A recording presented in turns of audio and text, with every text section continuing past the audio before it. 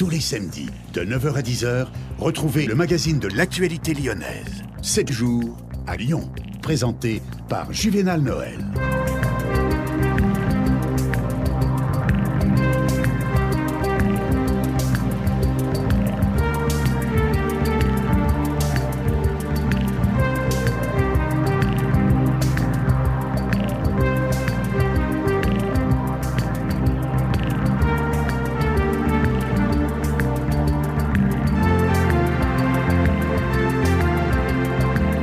Mesdames, Messieurs, bonjour et bienvenue donc à notre magazine de ce matin.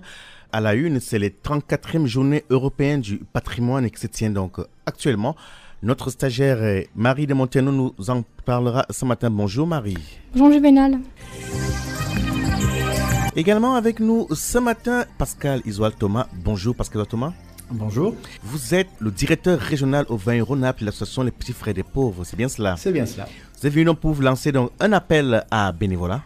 Tout à fait. Par rapport à, donc, à cet événement qui se tiendra le 1er octobre prochain. Que se passera-t-il le 1er octobre prochain précisément? Eh bien, le 1er octobre, c'est la journée internationale des personnes âgées, qui est une manifestation internationale proclamée par l'Organisation des Nations Unies. Et partout en France, les bénévoles des Petits Frères des Pauvres se mobilisent pour une opération qu'on appelle les Fleurs de la Fraternité. Très bien. Ces informations et bien d'autres dont vous seront développées dans quelques instants.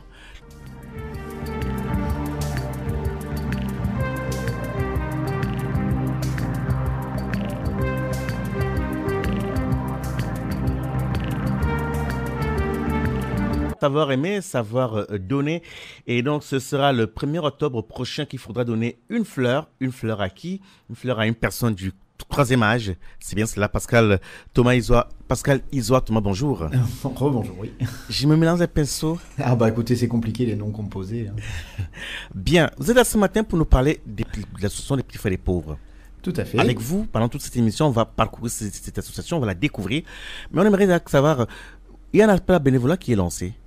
Oui, on a donc cette opération qui est réalisée chaque année, comme je l'évoquais tout à l'heure, qui est une opération très importante pour nous, parce que c'est un moyen pour l'association d'aller vraiment en contact d'un très très large public, pour faire prendre conscience d'abord du fléau qu'est l'isolement. On a peine à imaginer ce que ça veut dire, une personne âgée isolée. C'est une personne qui reçoit personne, qui voit personne, qui est en rupture complète de liens, qui n'a plus amis ni famille autour d'elle. Alors, le grand public en a eu un peu conscience et a pris vraiment la dimension de ce fléau au moment de la canicule de 2003, où il y a eu tant de morts qui étaient ce public. Mais notre association lance ce cri d'alarme et ce cri un petit peu d'indignation contre l'isolement depuis 70 ans, en disant que c'est inadmissible de laisser quelqu'un sans aucun lien autour d'elle. Et en fait, la manière de rompre l'isolement, c'est simple. C'est chacun de nous qui peut y contribuer. C'est simplement en étant attentif à son voisin, à l'autre. Voilà. Alors, l'appel à bénévolat, concrètement, de quoi s'agit-il? Pour le 1er octobre, donc il s'agit de venir nous rejoindre. Alors, c'est sur la place Bellecour. On a besoin de monde le samedi 30, alors à 13h30. On attend du monde le samedi 30. Ou le dimanche 1er là c'est un peu plus dur, à 6h45 le matin. Croyez-moi, il y aura des volontaires. Il y aura énormément de monde, on en est convaincu. Ou aussi à 11h, enfin à 10h45, place Bellecour aussi. Donc on est sur l'aire en fait d'arrivée de la course du Run in Lyon, qui nous accueille pour être au contact d'un très très large public. Voilà, pour présenter concrètement cette opération. On organise aussi 3 séances d'information. Une le jeudi 21 à 20h, une autre le mardi 26. Justement, la question est concrètement, si on veut donc vous rejoindre, si on veut venir en aide à ces personnes, comment on fait? Eh bien, il faut donc venir nous appeler au 04 72 78 52 52. On va reprendre le numéro 04 72 78 52 52. Ou nous écrire par mail aussi. Quelle adresse? région.aura@petitsfrèresdespauvres.fr. On devra donc donner cette adresse tout au long de l'émission, de manière à ce que ceux et celles qui veulent vous rejoindre, parce que c'est le souhait, l'objet de votre invitation ce matin, c'est pouvoir demander à ceux et celles qui ont par un élan du cœur, donc envie de venir en aide aux personnes du troisième âge pour leur permettre de rompre l'isolement. C'est pas évident. Et donc, je vais vous faire répéter cela à tout moment, mais c'est pas un tort. Le numéro de téléphone, c'est lequel? Alors, comptez sur moi pour répéter. Le 04 72 78 52 52. Vous appelez pour une réunion qui aura lieu quel jour précisément? Alors, jeudi 21, ce jeudi, à 20h, à Lyon. Oui. Donc, aux 2 rue Saint-Gervais. Ça se situe près du métro Sans Souci, dans le 8e arrondissement. Ça pour la réunion d'information. Réunion d'information, donc organisée à 20h le jeudi 21. Il y a 2 autres réunions qui sont organisées au même endroit, 2 rue Saint-Gervais dans le 8e. Le mardi 26 et le mercredi 27, là, c'est à 18h. Bien. On vous retrouve dans quelques instants. C'est la principale information de ce matin. Donc, les 34e journées européennes du patrimoine auront lieu dans ce week-end, ce samedi, et demain dimanche, autour du thème jeunesse et patrimoine. Marie de Monterno. Tout à fait. Ce sont donc les 34e journées européennes du patrimoine. Elles existent depuis 1984 et ont été créées par Jack Lang, le ministre de la Culture. L'événement est présent dans plus de 50 pays, donc l'Union européenne plus la Russie, la Suisse, la Turquie et le Vatican. L'occasion est de découvrir ou de redécouvrir des monuments emblématiques de la ville. Cette année, donc, le thème est jeunesse et patrimoine. Voici quelques idées de visite. Nous avons donc la Maison de la Danse qui vous invite ce samedi à des ateliers atypiques autour de danses telles que le swing et la bourrée auvergnate. Nous avons aussi le Théâtre de Vienne qui a été construit en 1929 qui vous propose des visites imagées pour découvrir l'histoire du théâtre. Et les fontaines sont aussi de la partie. Celles du Parc de la Tête d'Or et de la Garenne des Terreaux ont des choses à vous dire. Pour les écouter, l'application est à télécharger. Elle s'appelle easy.travel. easy.travel comme travel. Voilà, le programme complet des visites est à retrouver sur le site des Journées du Patrimoine. 7 jours à Lyon. Tous les samedis de 9h à 10h.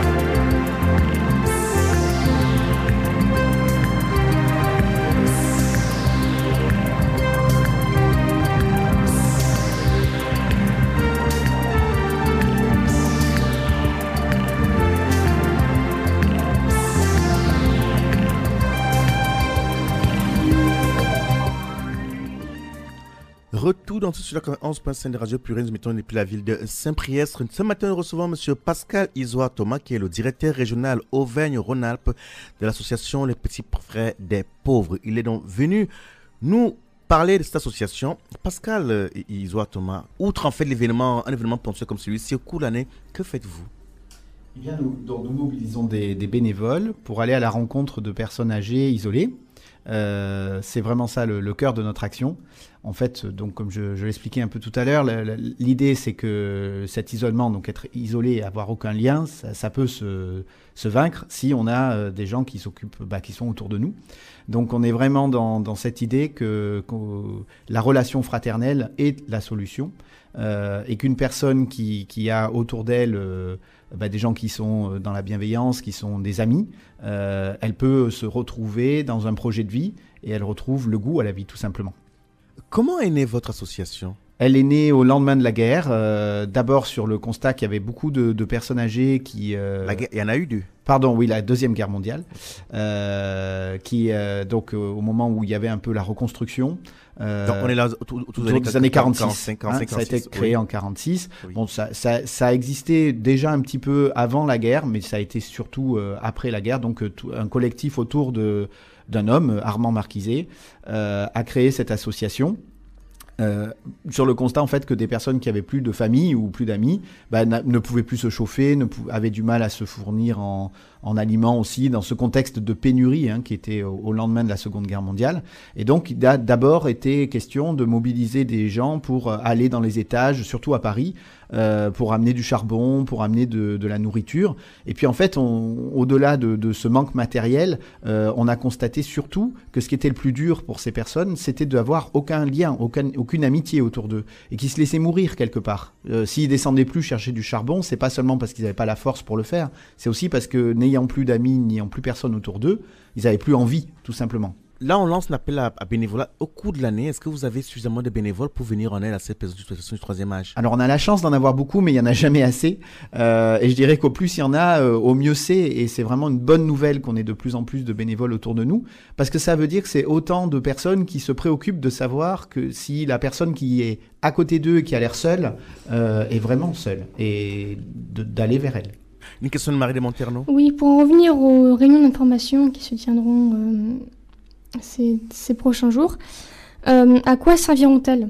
Alors, les réunions d'information autour de l'opération du 1er octobre ont pour but d'abord de présenter, comme je viens de le faire un petit peu, l'objet de l'association, pour que ces bénévoles qui ne nous connaissent pas encore puissent comprendre de ce dont on parle, et ensuite leur présenter les missions qu'on va leur proposer de faire le 30 septembre et le 1er octobre autour de la place Bellecour. Donc ces missions, en gros, elles sont principalement orientées autour de ce don de la fleur. Donc on a commandé 40 000 roses qu'on se propose d'aller donner aux passants dans la rue.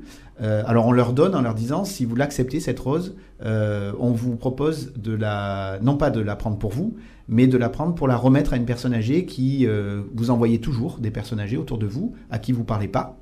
Là aujourd'hui, vous allez leur parler en leur remettant cette rose. Voilà, c'est une attention, c'est quelques minutes qu'on va leur demander de prendre pour avoir une attention pour une personne qui a l'air seule autour d'eux. D'accord.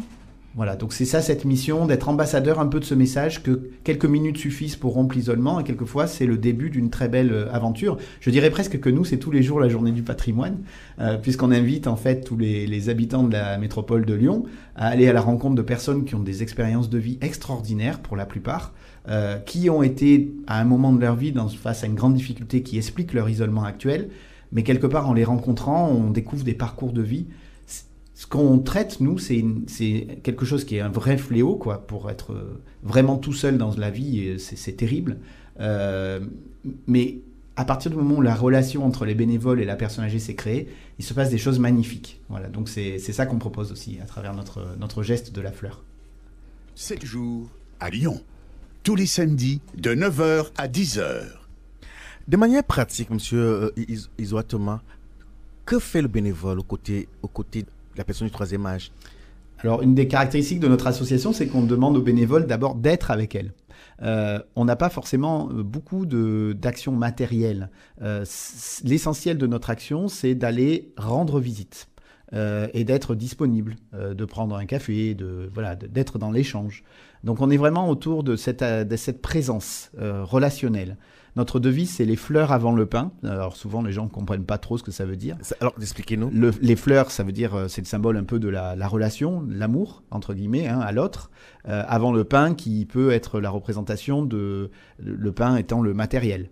Voilà, donc on dit c'est important d'apporter du pain à quelqu'un, mais si on n'apporte pas de la relation, le pain n'a pas de goût, quoi, quelque part. Le pain n'a pas de goût, donc c'est pour cela que vous, Pascal Isoa Thomas, directeur régional Auvergne-Rhône-Alpes de l'association Les Petits Frères des Pauvres, êtes là ce matin pour lancer cet appel à bénévolat. Ceux qui veulent être bénévoles doivent se présenter où et quand? Alors, ils peuvent se présenter jeudi 21, mardi 26 ou mercredi 27 septembre pour des réunions d'information aux 2 rue Saint-Gervais, en s'inscrivant s'ils le veulent auparavant au 04 72 78 52 52. De nouveau 04 72 78 52 52. Ou alors venir directement nous rejoindre sur la place Bellecour.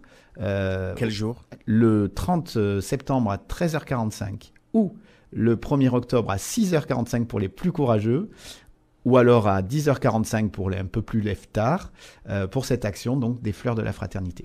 Alors, il y a ceux qui veulent être bénévoles de manière ponctuelle pour cet événement-ci, mais au cours de l'année, lorsqu'on veut servir les personnes, parce que le troisième âge n'est pas toujours évident, et on imagine qu'il y a quand même des critères. Quels sont les critères qui concourent au choix d'un bénévole chez vous ? Alors, les critères, si ce n'est celui d'être attentif à l'autre, d'avoir un intérêt à la question de la relation, donc il n'y a pas de savoir au sens compétence, vous voyez. On est vraiment dans cette logique d'être dans une ouverture d'esprit, d'être dans aller vers l'autre, voilà, c'est l'essentiel. Est-ce qu'il y a une tranche d'âge de préférence ? Pour être bénévole ? Oui. Non, il n'y a pas de tranche d'âge. On accueille tous les âges. On a beaucoup de jeunes qui nous rejoignent. Faut être majeur, tout moins.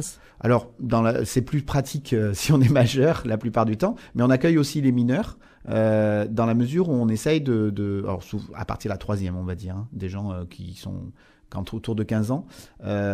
Parce que on crée des binômes en fait. On n'accompagne pas une personne âgée tout seul quand on est bénévole chez nous. À partir du moment... Comment ça marche alors ? Concrètement, ces visites qu'on va réaliser au domicile de la personne, ou alors dans des foyers, par exemple des foyers de migrants, ou en prison parfois. Bon, alors les mineurs, non, hein, mais on peut avoir on a une action aussi dans les prisons auprès des publics les plus âgés, les plus isolés. Bon, ces actions, on les réalise, alors parfois seuls, mais en tout cas, on a toujours un moment où on se retrouve avec un autre bénévole qui va voir la même personne. On n'est pas dans une relation univoque, on n'est pas exclusive. Seul à seul, oui. Seul à seul, c'est pas possible pour nous. Généralement, on est au moins deux. On est au moins deux en relation avec une personne, ou alors la personne peut être en relation régulière avec un seul bénévole, mais avoir d'autres relations plus ponctuelles avec d'autres bénévoles, pour deux raisons. D'abord parce que le bénévole est libre. Chez nous, il arrive et puis bon, la vie fait qu'il peut avoir d'autres contraintes et partir. Et pour nous, on fait la promesse à la personne âgée qu'on ne va pas l'abandonner. Donc quand le bénévole part, c'est important qu'il y ait eu une relation avec d'autres bénévoles pour que la personne âgée ne se sente pas abandonnée de nouveau. Deuxième élément aussi, une personne âgée isolée souvent a eu un parcours de vie difficile et ça peut envahir un bénévole. Ça peut devenir presque trop dur pour lui d'être dans une relation avec cette personne par rapport à la vie que cette personne a connue. Et pour nous, c'est important que le bénévole ne se sente pas seul dans cette relation à la personne âgée. Donc, pour revenir sur les critères de choix qui concourent au choix d'un bénévole, vous avez dit qu'il faut que la personne soit disponible. C'est ça, disponible, avec un rythme de disponibilité qui lui convient et qui convient aussi à la personne âgée. Et quelle serait donc cette fréquence-là, par exemple ? Il y a des personnes qui vont venir toutes les semaines rencontrer la personne âgée parce que la personne âgée le veut et qu'elles le peuvent. Alors, ce qui est très pratique, c'est que notre bénévolat n'a pas de lieu, n'a pas d'heure, n'a pas d'horaire. Ça dépend de la personne âgée et du bénévole. Je sais qu'il y a des bénévoles qui sont des actifs, qui travaillent et qui vont faire leur bénévolat à côté de leur lieu de travail entre midi et 2. Au contraire, juste en sortant du boulot ou juste avant. C'est très flexible puisque on est dans une relation. Donc, ça dépend de la personne, de sa disponibilité et de la personne âgée et de sa disponibilité à elle aussi. On a parlé de disponibilité.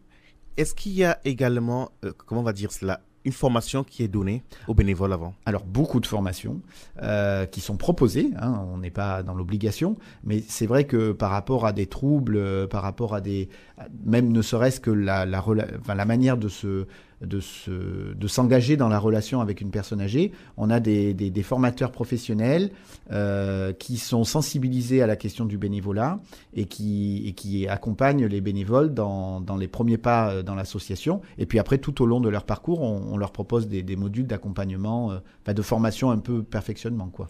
Une question de Marie de Monterno. Donc je suppose que ce n'est pas la première fois que vous faites ce genre d'événement. Est-ce que vous avez un record à battre ou est-ce que vous avez un chiffre en tête que vous aimeriez avoir en plus par rapport à l'année dernière ? Alors sur les Fleurs de la Fraternité, c'est une année assez exceptionnelle pour nous. Donc on diffuse en France 96 000 fleurs d'habitude. Là, 9 000 sur Lyon en général. Bon, là, cette année, avec cette opportunité d'être présent sur l'arrivée du Running Lyon, grâce à leurs organisateurs, on espère diffuser 40 000 roses rien qu'à Lyon. Donc c'est vraiment énorme, c'est quasiment la moitié de ce qu'on fait d'habitude en France. Et c'est un choix que notre association a fait, d'abord parce qu'il y a cette opportunité, mais aussi parce que cette année, non seulement on va distribuer les roses, mais on va aussi publier un rapport sur l'isolement et ses conséquences, un rapport qui sera remis le 28 septembre. Donc il y a aussi un élément de médiatisation qu'on espère pouvoir donner aux enseignements de ce rapport sur l'isolement. Un rapport sur l'isolement qui est un petit peu l'équivalent pour l'isolement de ce qu'est le rapport de la Fondation Abbé Pierre pour le mal logement, par exemple. Voilà, on espère avoir ce rendez-vous annuel du 1er octobre pour ramener un petit peu d'informations auprès du grand public à travers ce rapport. 7 jours à Lyon. Votre rendez-vous d'actualité proposé par Radio Pluriel.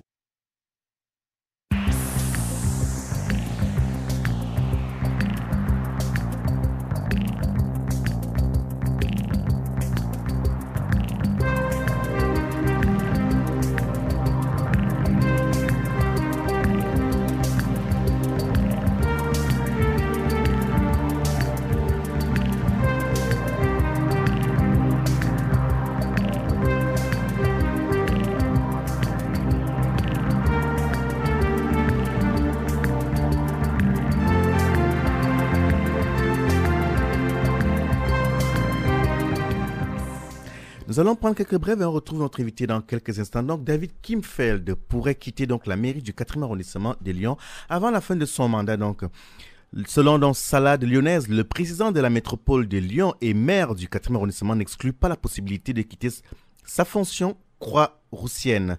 Dans un entretien accordé à nos confrères, l'élu métropolitain concède qu'il pourrait quitter la mairie du 4e arrondissement de Lyon avant la fin de son mandat en 2020. David Kimfeld cumule pour le moment cette fonction avec celle de président de la métropole, une situation qui n'est néanmoins pas prohibée par la loi de non-cumul. Pour l'heure, il dit être en mesure de pouvoir assurer les 2 mandats et vouloir garder ce lien de proximité que la mairie du quartier de la Croix-Rousse lui permet.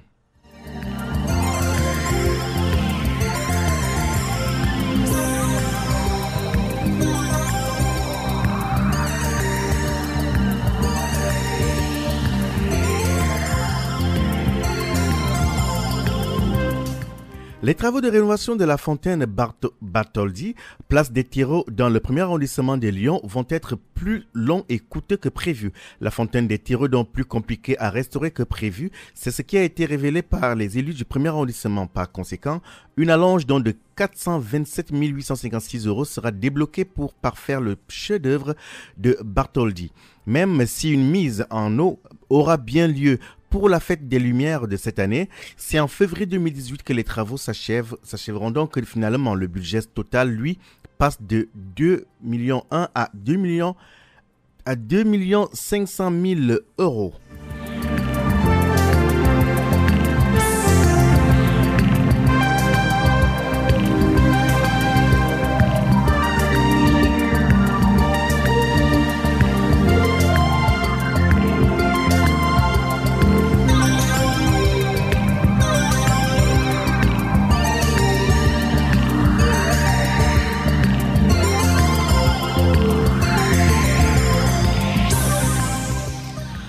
Polémie au Mont-d'Or, dont l'étudiante disparue était en fugue. Cela faisait 10 jours que cette jeune femme de 20 ans n'avait plus donné de signes de vie. L'étudiante en école d'infirmière à Lyon, portée disparue depuis lundi dernier à Polémie au Mont-d'Or, a été retrouvée saine et sauve. Elle est finalement rentrée chez elle et aurait simplement fugué. C'est la gendarmerie de Neuville qui était en charge de cette enquête ouverte pour disparition inquiétante.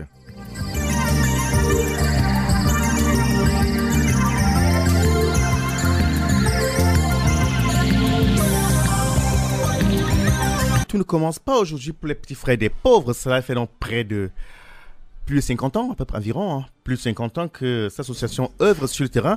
Nous recevons donc ce matin monsieur Pascal Isoard Thomas, qui est directeur régional Auvergne-Rhône-Alpes des petits frères des pauvres. Cette structure qui aujourd'hui vient en soutien aux personnes âgées du 3e âge depuis la fin de la Deuxième Guerre mondiale, après la Deuxième Guerre mondiale. Donc, si on comprend bien, l'appel à bénévolat est lancé pour quelle date, quel événement?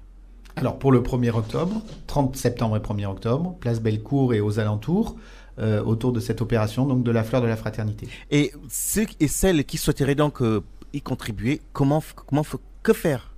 Simplement donc nous appeler au 04 72 78 52 52, 04 72 78 52 52, ou nous rejoindre sur des réunions d'information qui ont lieu donc jeudi 21 à 20h aux 2 rue Saint-Gervais, dans le 8e à Lyon, donc à côté du métro Sans Souci, sur la ligne D, ou le mardi 26 ou mercredi 27 à 18h, au même endroit, 2 rue Saint-Gervais, à côté du métro Sans Souci, sur la ligne D. 7 jours à Lyon. Tous les samedis, de 9h à 10h. Dites-nous, Pascal Isoire Thomas, de manière générale, il y a une action ponctuelle qui aura lieu les 30 et 1er octobre prochain. Quels sont les grands moments qui ponctuent une année chez vous? Alors, il y a plusieurs grands moments. Il y a des moments où on mobilise aussi pas mal de bénévoles pour découvrir l'action des petits frères. Notamment des moments où l'isolement est peut-être plus fort, durement ressenti que les autres. Donc, il y a Noël, la période de Noël.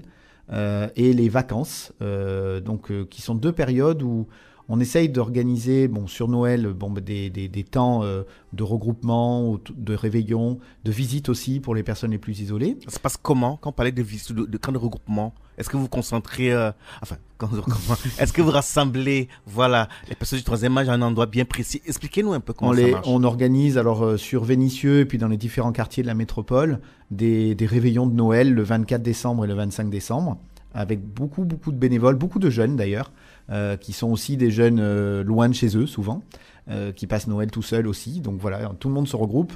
Des familles qui parfois ont envie aussi de passer Noël, un Noël utile entre guillemets.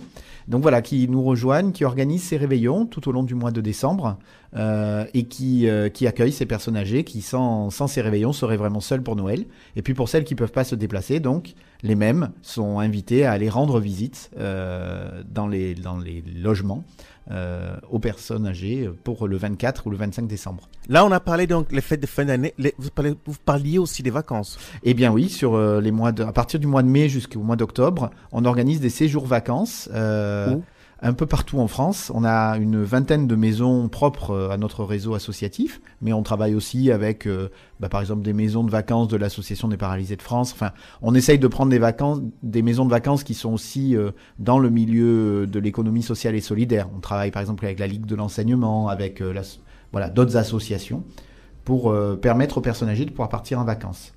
Avant de prendre la question de Marie Monterno, approximativement combien de personnes accueillez-vous durant cette période? Alors, personnes du 3e âge, bien entendu. En général, donc on a dans la région Auvergne-Rhône-Alpes, on a 1500 personnes âgées qui sont en lien avec nous, ce qui est une goutte d'eau par rapport aux personnes accompagnées. On a vraiment du mal par rapport aux personnes isolées. On en touche très peu, mais on a quand même ces 1500.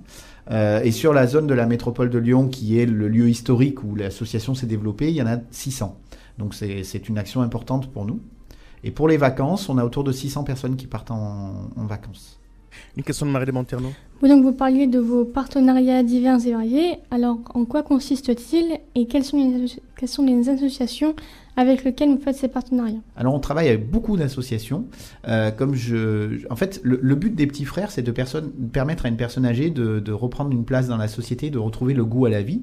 À partir du moment où ce goût se retrouve, la personne âgée va pouvoir nous dire, dans la relation de confiance qui s'est établie, qu'elle a des souhaits, qu'elle souhaite faire des choses. Par exemple, améliorer son habitat, partir en vacances, comme je viens de le dire. On a notre action propre, mais quelquefois, notre action ne correspond pas à ses souhaits. Donc, notre objectif, c'est de travailler avec des partenaires qui ont la capacité, qui ont le savoir-faire. Et donc, de permettre à la personne âgée d'être mis en relation avec les autres partenaires. Tout à l'heure, j'ai dit que les bénévoles ne nous appartenaient pas, et ça, c'est bien normal. C'est eux qui fondent l'association. Ils sont libres d'y être ou de sortir. De la même manière, les personnes qu'on accompagne ne nous appartiennent pas non plus. Et donc, on a le souhait de leur permettre d'avoir accès à des actions que mènent le Secours catholique, le Secours populaire, les Restos du Cœur. Donc, on a un tissu partenarial très, très, très vaste. On a notamment des partenaires de proximité sans lesquels on ne ferait rien. Les centres sociaux, c'est très, très, très vaste. 7 jours à Lyon. Votre rendez-vous d'actualité proposé par Radio Pluriel.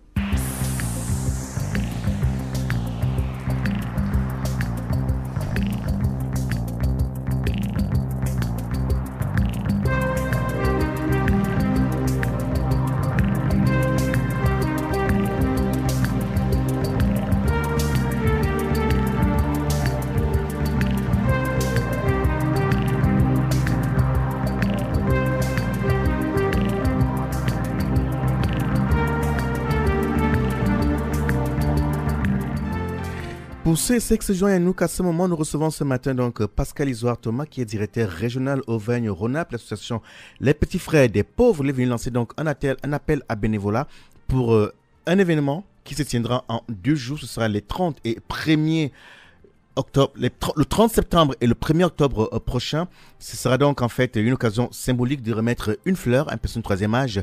Vous disiez, Pascal Isoire Thomas, que ces personnes de troisième âge ne vous appartiennent pas. Comment font-elles ces personnes pour entrer en contact avec vous? Alors la plupart du temps, c'est des partenaires aussi qui leur parlent de nous. Et qui leur permettent d'entrer en contact avec nous. Beaucoup les hôpitaux qui voient arriver dans les services d'urgence des personnes qui vont avoir aucun contact pendant la période d'hospitalisation. On va avoir aussi tous les services sociaux, la métropole, les mutuelles, les caisses de retraite. Voilà, on a beaucoup d'acteurs comme ça. On a aussi, grâce à nos bénévoles, développé des réseaux un petit peu de vigie dans des quartiers avec, je citais tout à l'heure les centres sociaux, mais les commerces de proximité, les gardiens d'immeubles, voilà, tous ces acteurs qui, lorsqu'ils connaissent les petits frères des pauvres, auront toujours un nom derrière cette image de l'isolement et vont nous permettre d'entrer en contact. Les pharmaciens, par exemple, aussi. Voilà, tous ces acteurs sont des gens très très importants pour permettre de repérer la situation d'isolement. Mais ce que vous soulignez, en tout cas, est très important parce que les personnes qui s'isolent sont très souvent invisibles. Et c'est pour nous un des principaux enjeux. Et cette action des fleurs aussi, ça permet, en multipliant notre message, en remettant cette fleur et en espérant que le passant va la remettre lui-même à une personne âgée, on va aussi donner au passant notre numéro de téléphone pour lui dire si vous voyez que cette personne est vraiment en détresse, c'est la personne à qui vous allez remettre la fleur, ou qu'elle a refusé la fleur, qu'elle était peut-être un peu bizarre, n'hésitez pas à nous appeler. Voilà, donc on fait aussi cet appel. Il est donc important de rappeler le numéro auquel on peut vous joindre.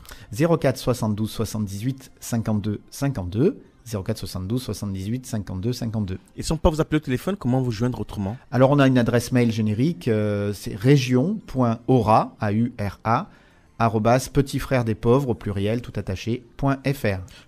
Pour ceux qui n'ont pas ces moyens-là et qui veulent venir physiquement, comment faire? Alors 2 rue Saint-Gervais, dans le 8e, à côté du métro Sans Souci, on a des locaux. On a aussi un local au 38 quai Gaëton, mais actuellement il est en travaux, donc c'est pas le bon moment. Voilà, mais on a deux bases sur Lyon. Et y a-t-il des horaires de permanence? Si oui, lesquels? C'est des horaires de bureau. C'est-à-dire 8, de 10, 8h à... 8, 10, en gros, de 9h 8, à 17h. Et c'est ouvert c'est fermé entre 13h et 13h30. En tout cas, c'est une bonne action. Merci.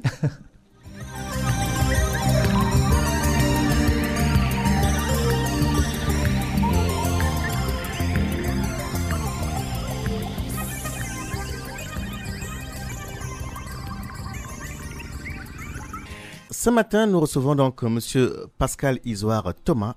Il est le directeur régional Auvergne-Rhône-Alpes, l'association des petits frères des pauvres. Il est venu lancer un appel dans la bénévolat pour 2 actions importantes que cette association va mener le 30 septembre et le 1er octobre prochain, en direction des personnes âgées qui souffrent de l'isolement. Et le souhait, c'est de communiquer une fois de plus le contact pour ceux et celles qui viennent vous joindre, M. Pascal Isoire Thomas. Alors, 04 72 78 52 52 et 04 72 78 52 52 et région.aura @petitsfrèresdespauvres.fr si vous choisissez le mail. Je précise aussi qu'on a une équipe très dynamique qui se développe sur Saint-Priest, un peu partout, à Vénissieux, à Bron aussi, mais voilà, en tout cas Saint-Priest, c'est une équipe dynamique. Là aussi, en passant par le numéro de téléphone que j'ai indiqué, les habitants de Saint-Priest peuvent être renseignés sur les actions qui sont menées ici. 7 jours à Lyon, tous les samedis de 9h à 10h. Pascal Isoire Thomas, quelles sont les principales difficultés que vous rencontrez donc dans vos actions? Y en a-t-il? Peut-être qu'il n'y en a pas. Hein. Alors, il y a les difficultés liées aux relations humaines. C'est parfois difficile pour des bénévoles de se retrouver confrontés aux situations vécues par les personnes âgées.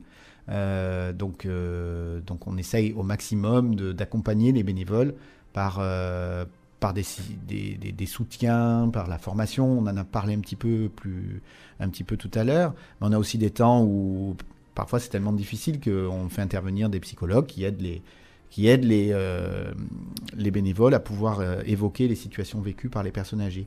Alors c'est important ce point-là parce que les bénévoles ont un regard non professionnel auprès des personnes âgées.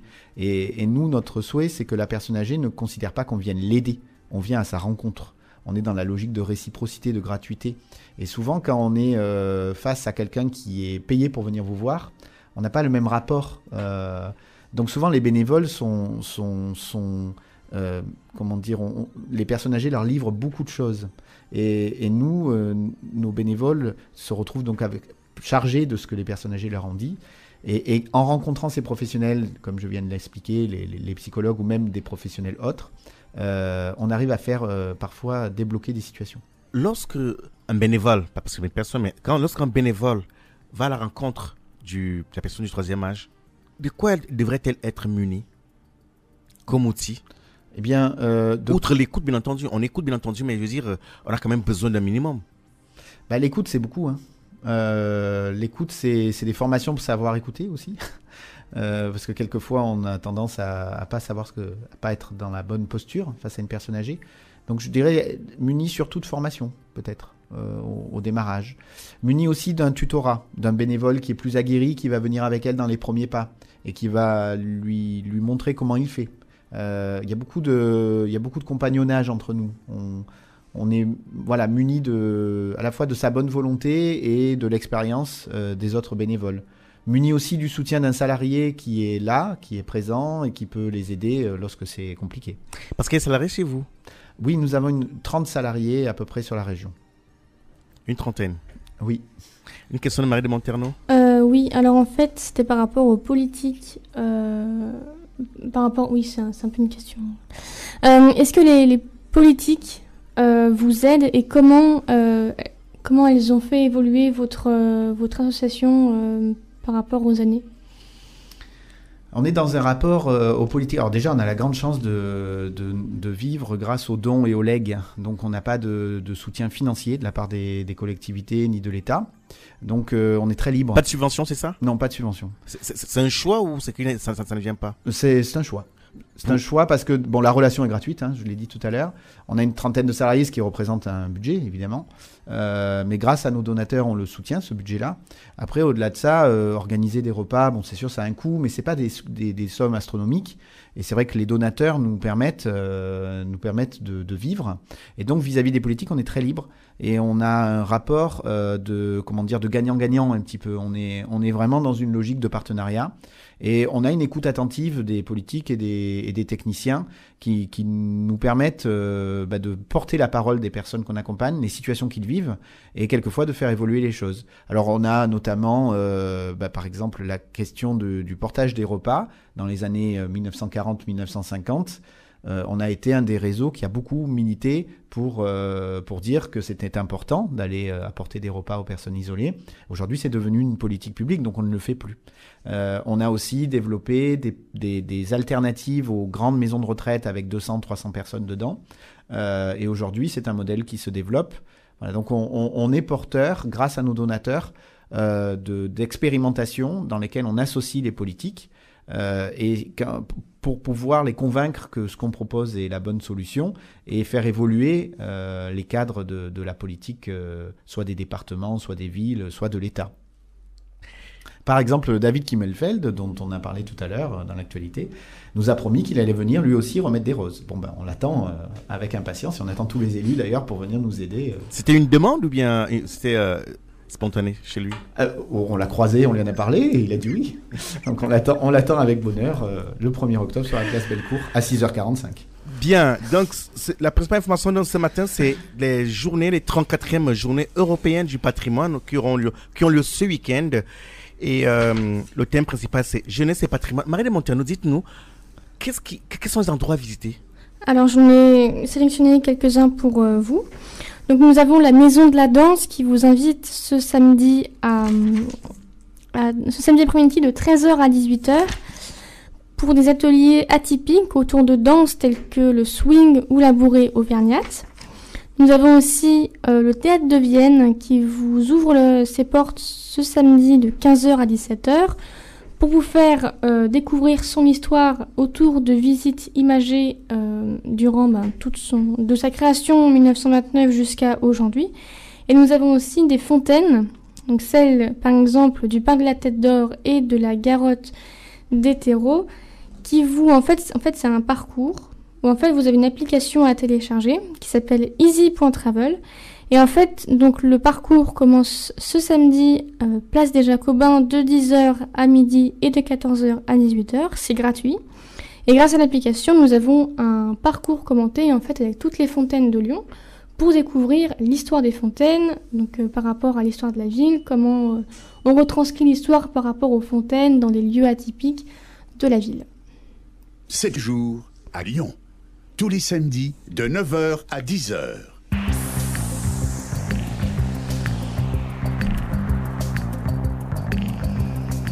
Notre magazine arrive inexorablement vers la fin. Notre invité ce matin, il est encore là, c'est Pascal Isoire Thomas. Il est directeur régional Auvergne-Rhône-Alpes, l'association des petits frères des pauvres. Il veut lancer un appel à bénévolat pour l'événement qui se tiendra en 2 jours, le 30 septembre prochain et le 1er octobre, en direction des personnes du 3e âge. Pascal Isoire Thomas, on arrive au terme. Quel est le message principal que vous voulez envoyer ce matin, outre l'appel à bénévolat? Mais c'est simple de vaincre l'isolement, il suffit de faire attention à son voisin. Et puis on est aussi sur un message positif en étant présent au Running Lyon, parce qu'on est associé avec l'image des personnes âgées qui parfois est une image difficile, de personnes qui sont en fin de vie. Voilà. En fait, on montre que c'est pas vrai, c'est des personnes qui vivent comme nous, et être présent au Running Lyon, qui est quand même un événement sportif majeur, être là, c'est important pour nous. Voilà. On va prendre une question de Marie Monterno. Vous avez parlé de la possibilité de faire des dons. Quelle est l'adresse pour envoyer les dons à l'association? Eh bien, vous pouvez faire des dons en les envoyant directement aux 2 rue Saint-Gervais, dans le 8e à Lyon. Merci beaucoup à vous, Pascal Isoire Thomas, d'avoir joué le jeu avec nous. Merci à vous. Et puis, bonne chance. Merci beaucoup. On vous attend aussi le 1er octobre. On fera un effort. Amis auditeurs, notre magazine arrive à son terme. On espère vous avoir apporté une information de plus. On se donne rendez-vous samedi prochain à la même heure.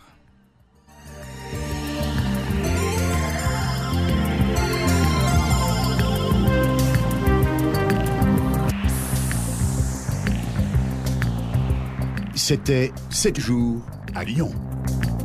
Bonne semaine avec Radio Pluriel.